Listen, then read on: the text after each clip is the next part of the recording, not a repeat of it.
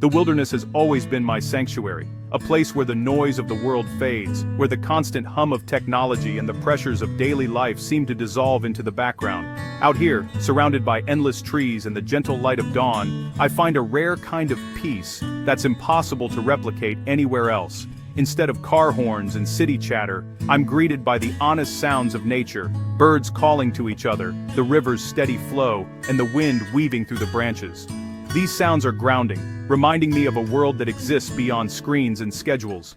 I found a small, rustic cabin deep in the Rockies, miles from any road, a speck of humanity in endless green. The journey here was long and winding, but every step away from civilization felt like a step closer to myself. I came seeking solitude to reset and reconnect with the earth. I wanted to strip away distractions and rediscover what it means to simply exist, to be present in each moment.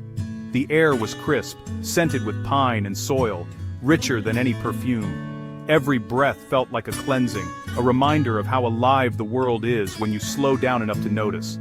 The cabin was simple, logs stacked by hand, weathered by years of storms and sun. Inside there was a wood stove for warmth, a cot for sleeping, and little else. A rough wooden table stood in the corner. No electricity, no running water, no Wi-Fi. Here, life was pared down to its essentials, and every comfort had to be earned. My only companions were the towering pines, their silent presence both comforting and humbling.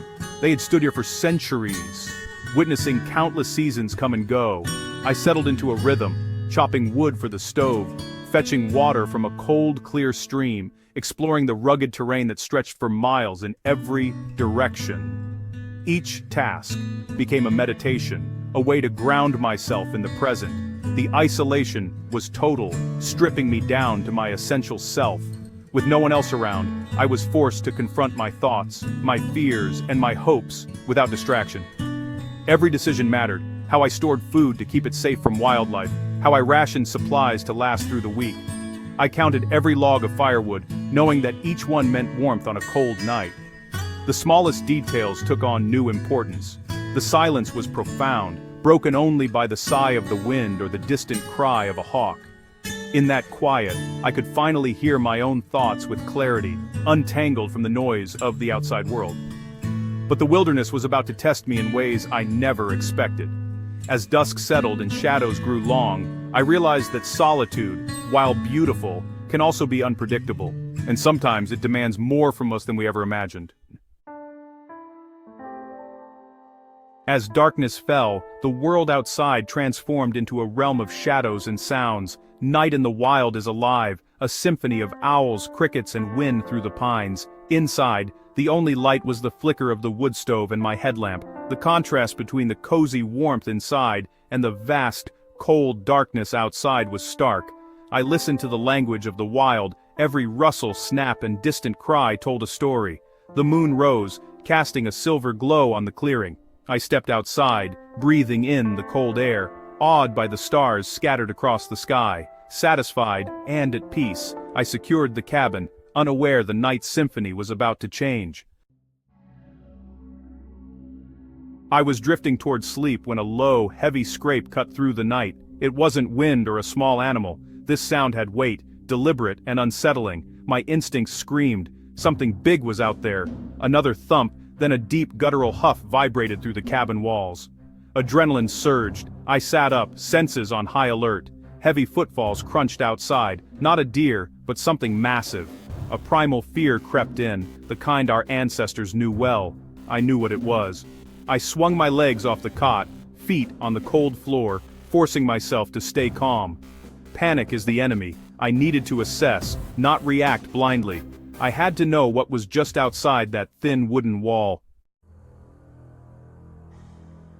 I crept to the window, careful not to make a sound.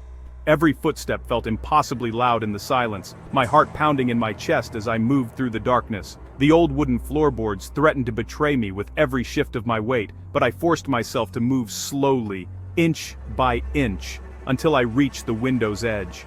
Peering out, I saw it, a massive grizzly, shoulders rippling, sniffing the air. The moonlight caught the sheen of its fur, making it look almost otherworldly. Its sheer size was breathtaking, a living force of nature standing just yards away from where I hid. Its head swung side to side, senses sharp, curiosity piqued by the cabin. Every movement was deliberate, powerful, as it tried to catch the faintest scent or sound. I could see its nose twitching, its ears flicking at the slightest noise, alert to everything around it. The bear circled, claws scratching the dirt, sniffing at the chimney where my dinner's scent lingered. I realized too late that the aroma of my meal had drifted out into the night, drawing this wild visitor closer.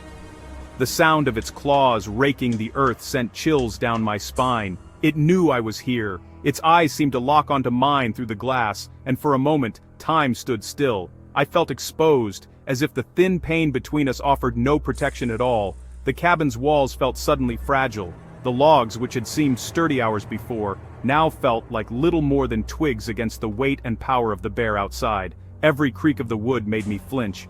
The bear lumbered onto the porch, just feet from the door.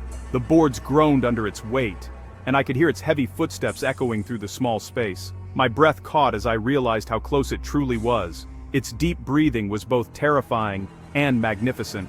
Each exhale sent clouds of vapor swirling in the cold night air, a reminder of the raw, wild life just outside my fragile shelter.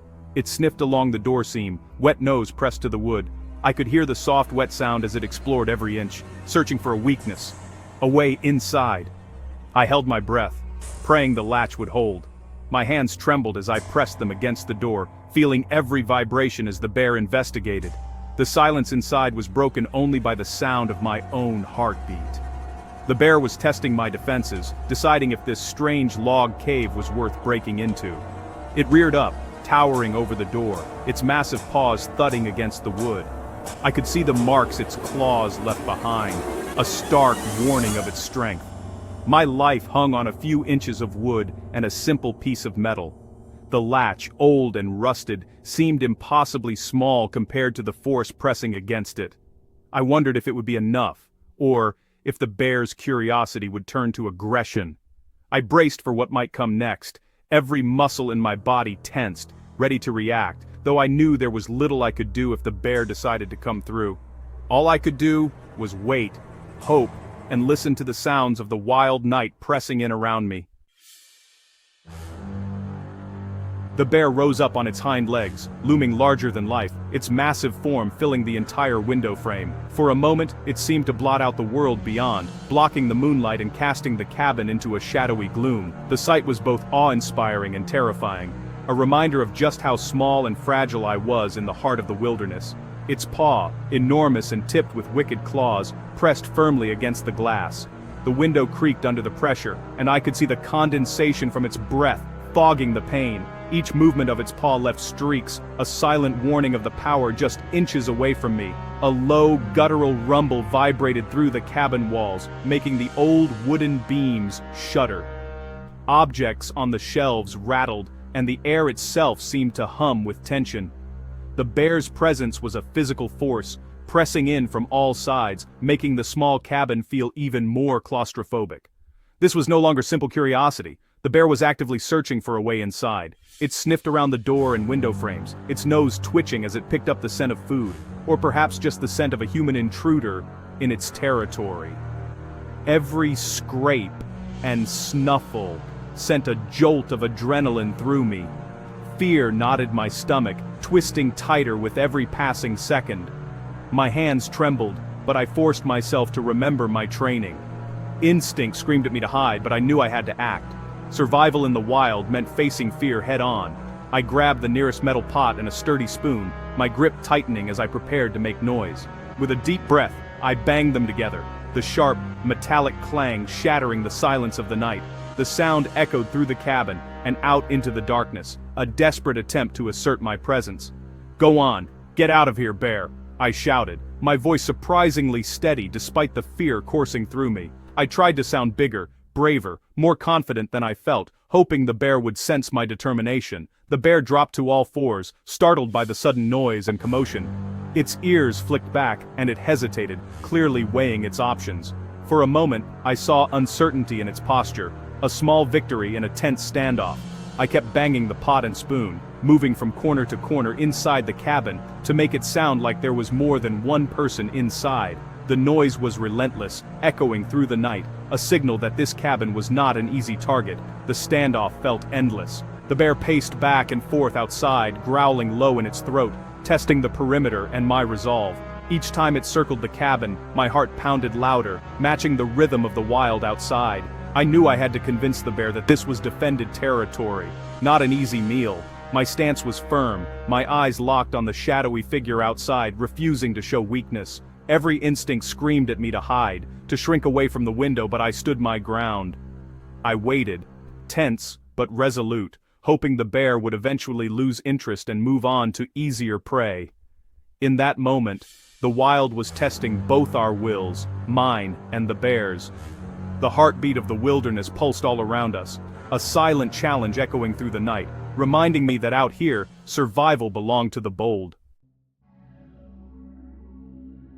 The bear wasn't giving up. It circled the cabin, pushing against the logs, testing for weakness. The wood groaned under its weight. I positioned myself in the center, survival knife and ice axe ready, last lines of defense. Then, a splintering noise at the back window where I stored food. Despite precautions, the scent had lured it. I grabbed an emergency flare, ready to escalate if needed. Suddenly, the noise stopped. Silence, almost as unnerving as the attack. I listened, every muscle tensed. The bear paced, huffed. Then, heavy footsteps faded into the darkness. The immediate danger passed, but I knew the night was far from over. I stayed alert, waiting for what might come next. The bear was gone, but safety didn't return. I knew it could be watching, waiting for another chance. Sleep was impossible. I kept vigil until sunrise. I stoked the fire, its light a small comfort and deterrent. Every sound outside made me jump: wind, branches, the distant owl. The real battle was mental, fighting fear and paranoia in the darkness. I kept my mind busy, running through survival scenarios, checking gear, planning for the bear's return. Hours crawled by. The moon arced across the sky. I never heard the bear again. Maybe my defense worked, or maybe it was just waiting. I remained at my post, a solitary guardian in the wild. The night taught me vigilance and respect for the unknown. Dawn would bring relief, but the lesson would linger. Survival is as much about the mind as the body. Dawn arrived first as a feeling, a softening of darkness, a hint of hope. The night's symphony faded, replaced by birds greeting the sun. Relief washed over me. I'd made it through. The sun brought warmth and security the moon never could. I checked outside. The clearing was empty. The forest, peaceful. Only massive tracks and deep scratches on the cabin showed the night's reality. I reinforced the damaged shutter, methodical work calming my nerves. Exhausted but exhilarated, I'd faced one of nature's most powerful creatures and survived. I hadn't panicked. I'd relied on training, instincts, and a little luck. The encounter was terrifying, but also a privilege. A raw, unfiltered interaction with the wild. Few ever experience something so real. That night with the grizzly taught me more than any book could, a lesson in respect. I was the visitor in the bear's home, not the master. The bear wasn't evil, just following its instincts. The wild demands humility. We are guests, not rulers. Fear is a survival tool. Sharpens senses, focuses the mind. The key is to control fear, act in spite of it. Alone, I was forced to be completely self-reliant. No one to call, no one to help. That self-reliance forged a deeper connection with myself in the wild. I left with awe for nature and its inhabitants, reminded we are part of it, not above it. The wilderness is not for our entertainment. It has its own rules, its own kings. To walk within it is a privilege that demands respect, awareness, and courage.